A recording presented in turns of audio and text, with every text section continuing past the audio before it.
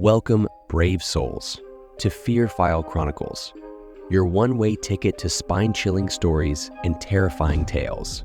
Tonight, we'll be diving into the darkest corners of the human mind with the story, set in Headstone, penned by the twisted mind of Mac Ralston. Together, we'll explore the unexplained and face our deepest fears. But before we begin, if you enjoy trembling in terror, be sure to hit that like button, share this video with your fellow fear fanatics, and subscribe to our channel.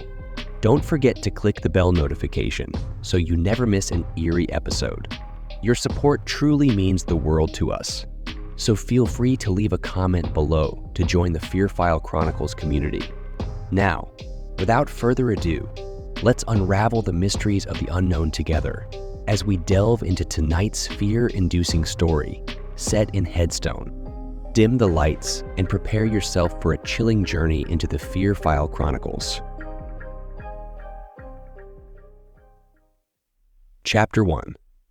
'Twas not the dead of winter yet, though the hillside certainly was dead. Even the ground, now blanketed in modest padding of the first snowfall, laid to rest the leaves that had fallen and crackled against the harshness of the earth. And although the lone pilgrim cemetery should have been the last place for life to gather, there it did.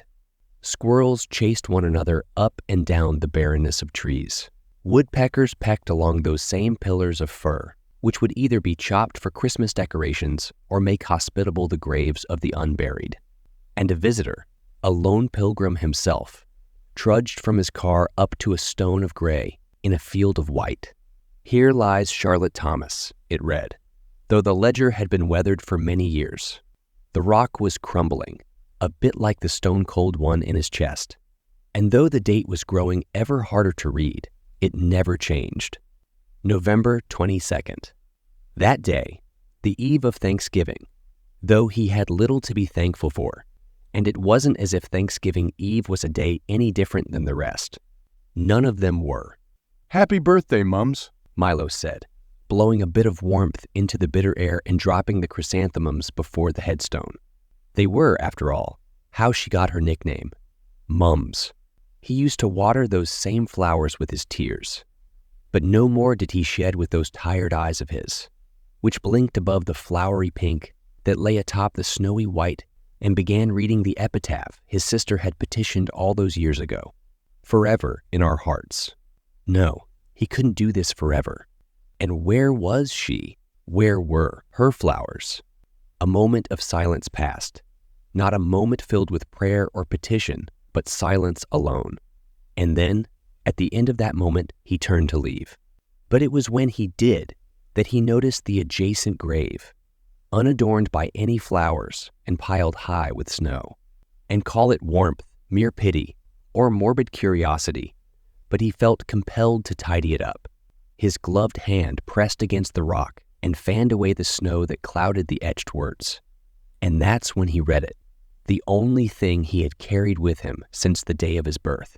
Milo Thomas, his name. Chapter 2. Couldn't say, the caretaker said through narrowed yellow teeth, chomping on a pipe. He was short, not unlike his demeanor, and a somewhat pudgy man with a scarf that wrapped his neck and chin and held up his pipe from pouring tobacco onto the grave on which they both stood. Milo's grave. Could be a different Milo Thomas, the caretaker said with a toothless smile, attempting to reassure him. Milo could tell he wasn't used to the companionship of the living. He was a glorified gardener at an old cemetery after all, and people's skills were likely not a part of the job description.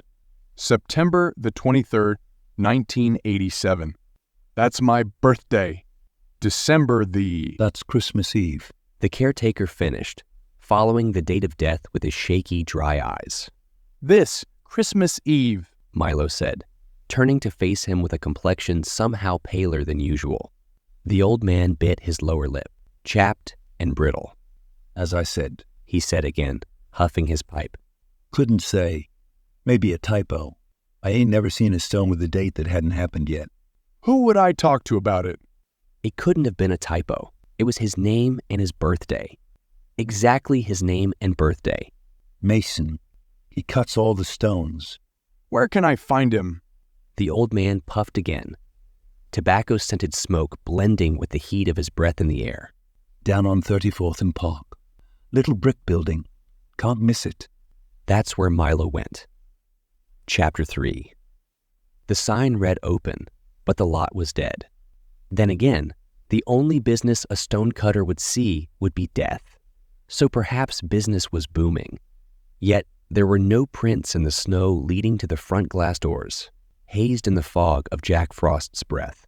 But it was fresh snow, and fresh snow covers a multitude of tracks. Perhaps Milo thought it silly of him to pester an old stonecutter about the writing on a rock, lest it concerned himself. Are you Mason? Milo's words startled the old-timer, not expecting any clientele during the first snow. Yet, there Milo was, a trail of snow from his boots melting into the shabby rug that ran from the front door all the way to the countertop that separated the two. I am a Mason, yes. Who's asking? The man asked in a tired tone. Milo Thomas, Milo said, stepping forward. That name ring a bell? The man shook his head, squinting through his spectacles. It should, Milo said, lifting his phone and prodding it toward the man's 4 eyes. You carved it into a headstone. The man carefully examined the image. It was his work. Then he looked Milo up and down, his mouth wide enough open that a fly could have lodged inside his jaw. You don't look very dead. Not yet. Milo smirked on the side of his cheek. But by your estimation, I'm supposed to bite the big one this Christmas Eve. My estimation? Hell, it's not up to me. I just cut the stones. I don't write the damn engraving slips. That's up to the families. You got a family, boy? Milo tilted his head in discomfort. Used to. The mason grimaced. It's my work, but I don't remember who the hell gave me the slip.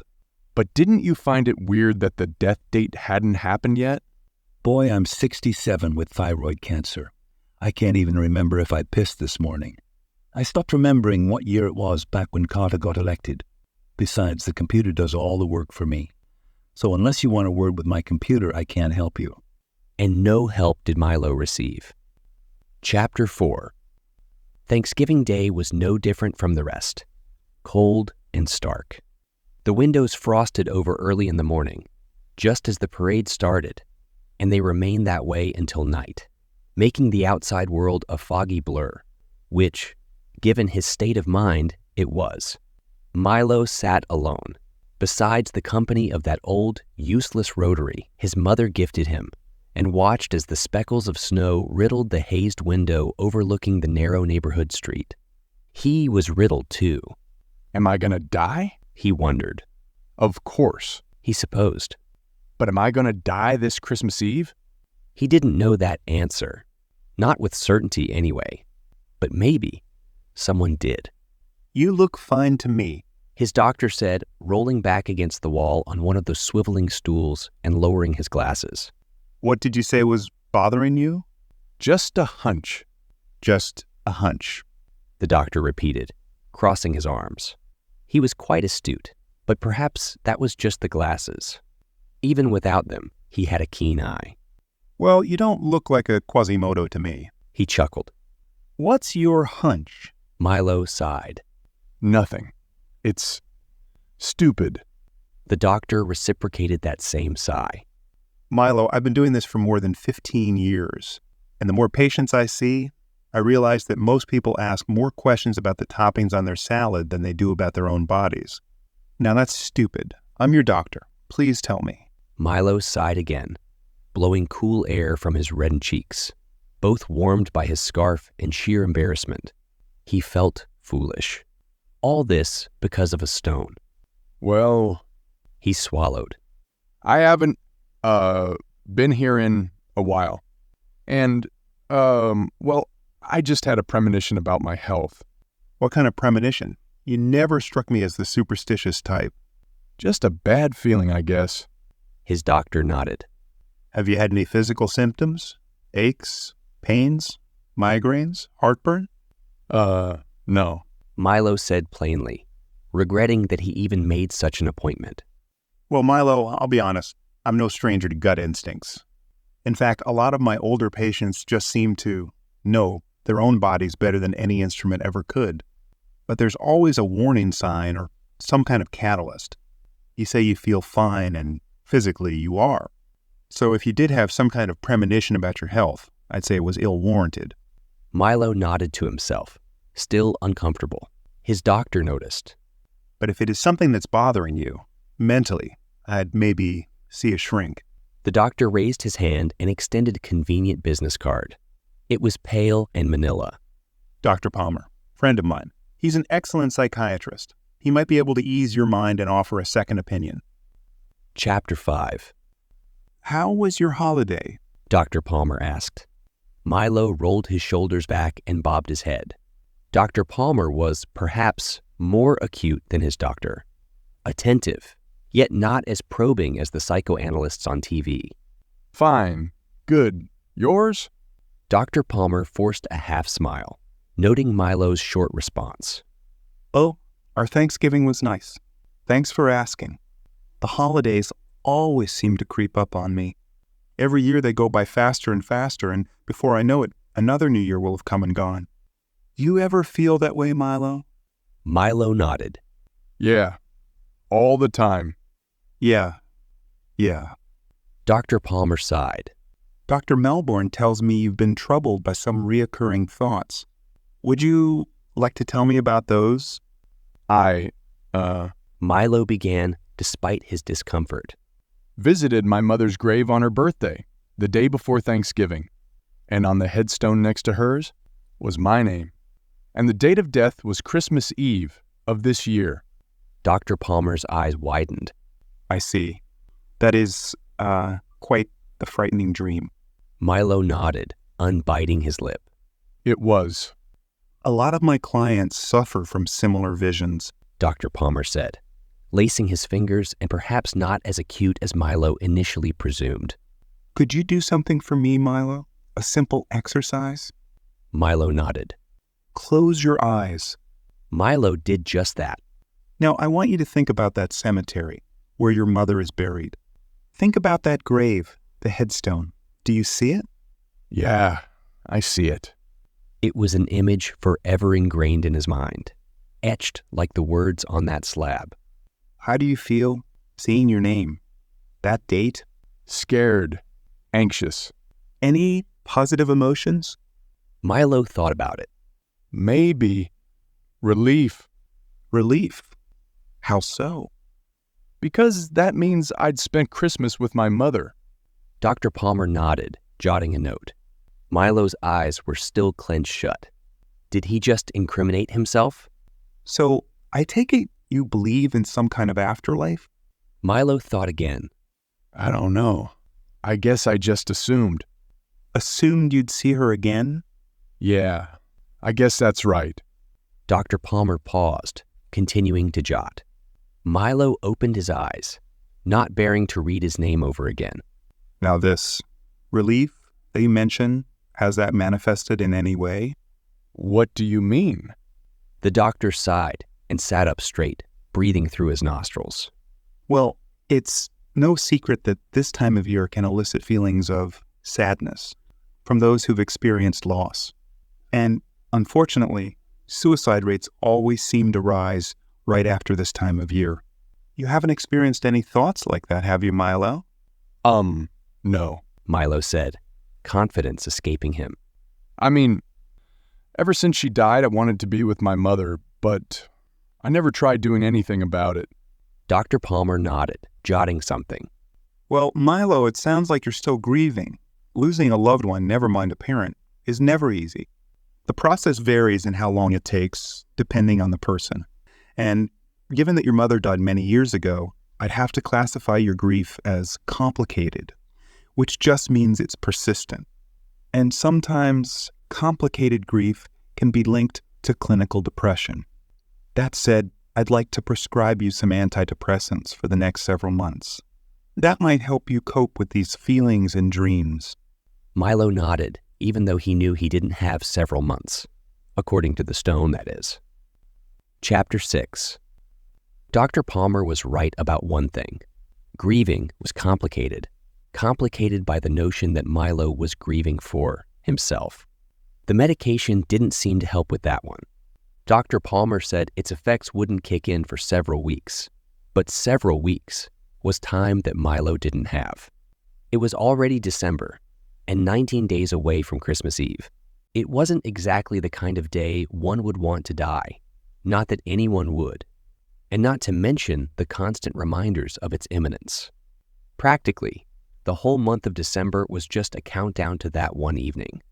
And, not unlike the children at large, Milo's anticipation for the eve of Christmas was utterly grueling, only not for toys and trinkets. He'll be coming. Christmas Eve. Milo couldn't help but overhear the words excitedly spat by the toddler, rocking incessantly in that booster seat atop the grocery store cart. Who will be coming? Milo swallowed. He must have looked insane insisting such from a child, but it was almost compulsive that he did. Santa. The child's mother flashed Milo an awkward smile. He took a step back and nudged the shelf of cereal boxes with his shoulder. He shouldn't have been drinking with the medication. Hell, he shouldn't have even made eye contact with the kid. Or maybe the kid made eye contact with him. Why did it bother him so much anyway? Who would be coming on Christmas Eve, according to some kid? Perhaps it was a sign, he thought. Maybe he was superstitious. Chapter 7. It was that conclusion that led him back to the church. It was December 15th, meaning it had been over 7 years since he had last stepped foot into the place. The mere smell of it reminded him of why he never came back. It reeked of death, the same nose full he smelled the day of his mother's funeral. It was the same pale red carpet, too, same sickly organ, and those same beady eyes scattered amongst the pews that latched their way onto his. He tried to mind the stained glass. The choir's tune sounded familiar. In the bleak midwinter, one of those melancholic Christmas songs his mother had played every winter. The song carried him down the aisle and into one of the pews, one furthest away from peering eyes. Except not the eyes of the deacon who had followed him the entire way. He remembered Milo, remembered his mother, and opted to sit beside him, much to Milo's discomfort, even though he knew he was there to speak to him. "I haven't seen you in here in a while," the deacon said. He had a warm gaze that seemed to melt the frost from Milo's cheeks. Milo tried not to let such charisma influence him. He was there for a reason. Yeah, "How long has it been? 6 years?" 7 years. But who's counting? The deacon chuckled. "You know, your mother, for as sick as she was, never missed a Christmas Eve midnight mass. I'd like to extend the same invite to you, Milo." Thanks, but no thanks. I just came to get a question answered. "Of course. What's your question?" Milo swallowed. What can you tell me about signs? We talking road signs or billboards?" The deacon smirked. Signs. You know, like signs from God?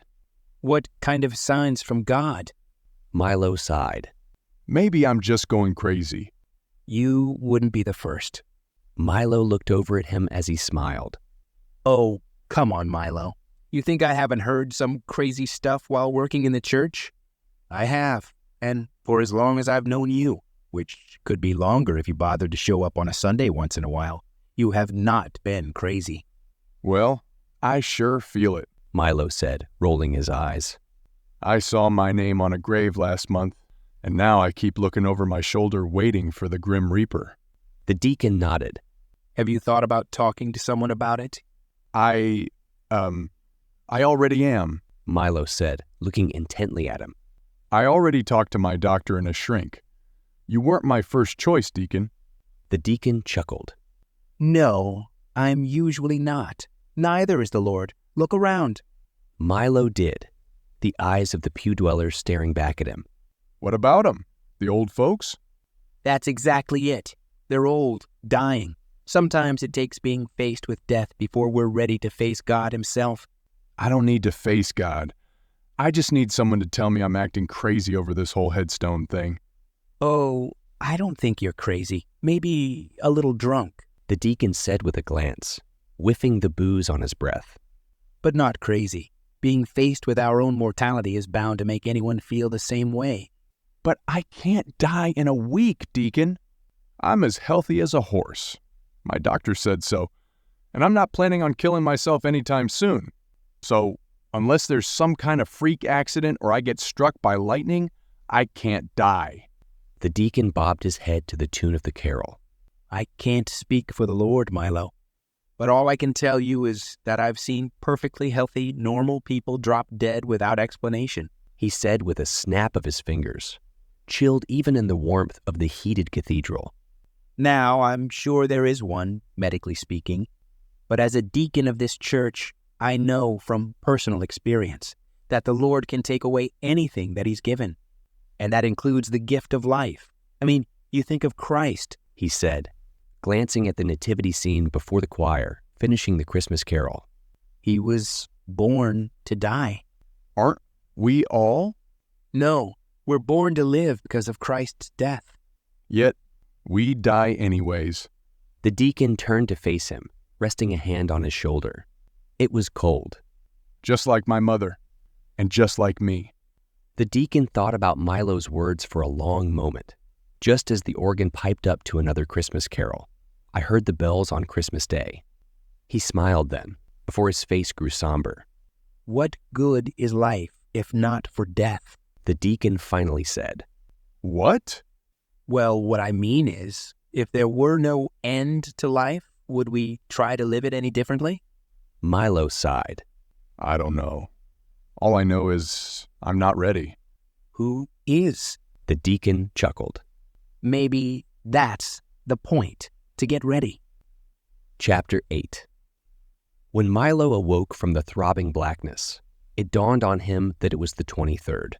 He hadn't gotten ready. Not yet, anyway. The fire before him was roaring, and it crackled with burning judgment. His eyes sunk into it for a moment before he turned and scanned the room, which it illuminated with orange and yellow licks, filling the shimmering scattering of empty bottles of booze. And, snatching his second refill of antidepressants, he let old Jack knock his daily dose back into his gullet. When he had licked his chops and wiped away the remaining slobber, he let his eyes fall, once again, onto the flames. They filled with salty tears as his lip blubbered. God, he whimpered. I know I haven't done this in a while, but if you'll spare me, I'll do it more often. I promise. The crackling fire grew silent in response, nearly causing the already dark and drabby room to go black. Milo grimaced. God damn it, he said again, louder and harder, both in his chest and in his heart. First, my mother, and now me. Do you have to take everything? The room remained still. He lifted the bourbon to his lips and swigged again.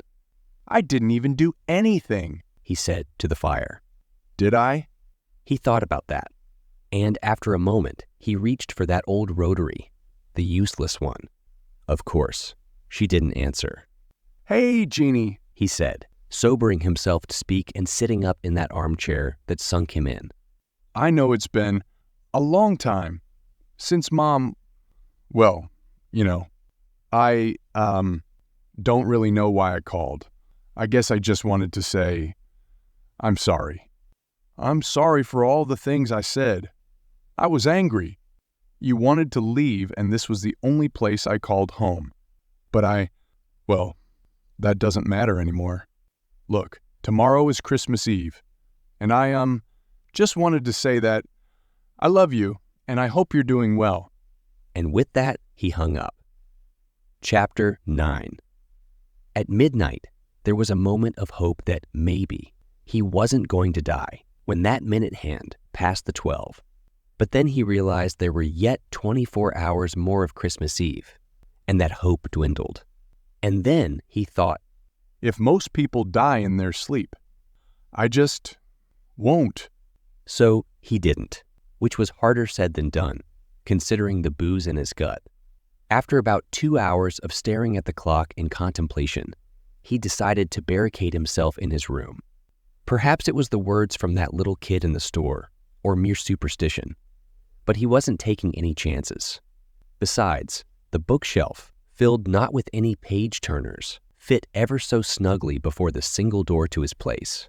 No one would be getting in, and it wasn't like he had anywhere to go. Amen, He said to the fireplace, lifting the little bottle of booze from his lips into the air, and turning to face the barricaded door, the start of a long night and an even longer day. Christmas Eve, Chapter 10. Milo didn't seem to notice or seem to care, or maybe both were true, when the doorknob started jiggling. It was soft at first, and perhaps he didn't hear it over the fire. But when the first knock rang in, it startled him. And then he heard. Milo, are you there? The voice on the other side of the barricaded door said. It was a voice he hadn't heard in a long time.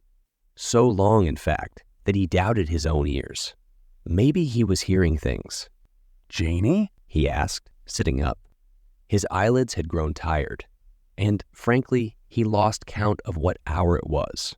The ice on the windows kept him from telling dawn and dusk apart, but hearing that voice woke him right up. It didn't matter what time of day it came through that door.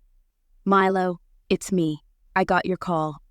In a snap, he sprung to his feet and trotted 2 paces toward the door. But then he realized it was barricaded for a reason with that bookshelf. That doubt he extended to his ears trickled up to his brain. Suddenly, that voice on the other side grew less familiar and far more grim. How do I know it's really you? He asked, taking a step back. His footing was not certain, but neither was he. What? Who else would it be, Milo? It's me. At this hour? I came as soon as you called. I can't say I was expecting it. Doesn't sound like the genie I remember. I'm not the genie you remember, Milo. Now, open the door. That's more like it. Demand me to do it again. Maybe I'll listen this time. Milo, you called me. What is going on in there? Nothing, just come back tomorrow. Tomorrow is Christmas, Milo, and I'm here now. Just open the door. No. And if you really are Genie, you'll do this one thing for me and come back tomorrow. Who the hell else would I be, Milo? What is wrong with you? The voice said as the handle jiggled harder, weight pressing against the door. Milo's heart began to thump, louder than it was already. Don't! I won't let you in. The voice sighed, trying the handle again. Now you know why I haven't come around, Milo. Fine. I know, he said, stumbling backward, his heart pounding. Now leave. I won't let you have me. What? Milo, are you drunk? No. I'm just... Milo said with a stumble. And that's when Milo fell. Stone cold. Milo Thomas was declared legally dead on December the 24th, Christmas Eve. He was survived by his sister, Jeannie, who had only heard a crash inside his locked home before breaking a window and calling 911. The apparent cause of death could have been a number of things. These include blunt force trauma from the fall, a heart attack, heart failure, or kidney failure for that matter, or a stroke. However, none of these were confirmed by the date of his funeral. The funeral, which happened to be Christmas the following day. The funeral was held at the Lone Pilgrim Cemetery. He was given the plot aside the grave of his mother. The headstone was already prepared. When asked about Milo Thomas's promptly displayed headstone, the stonecutter tilted his head before remembering a name that, finally, rang a bell.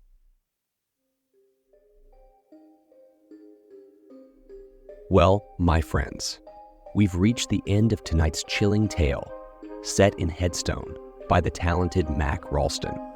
I hope you've enjoyed our descent into darkness, and that you'll carry a piece of the Fear File Chronicles with you as you drift into uneasy dreams. If our story left you shivering and shaking, don't forget to like this video, share it with others who crave a good scare, and subscribe to the Fear File Chronicles for more haunting horrors. Remember to hit the bell notification so you're always among the first to know when a new nightmare awaits. As always, we appreciate your support and would love to hear your thoughts in the comments below. Sharing your fears and frights with us truly means a lot, so don't be shy to engage with our sinister community. Until next time, Remember to embrace the darkness, for it is within the shadows that our most terrifying stories are born. Good night, and stay scared.